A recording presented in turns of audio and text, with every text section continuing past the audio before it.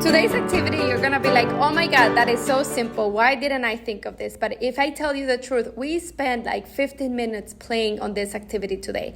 You are going to put a little bit of soap and a little bit of water, and we're gonna mix it up. And using a straw, we are going to blow bubbles.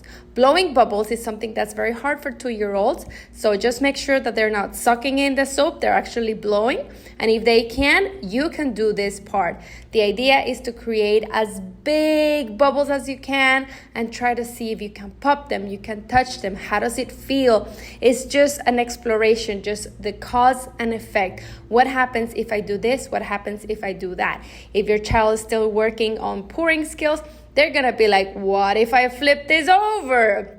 Well, let's find out. So make sure you do this activity with a tray so that you don't have water all over, and just work on blowing and having fun.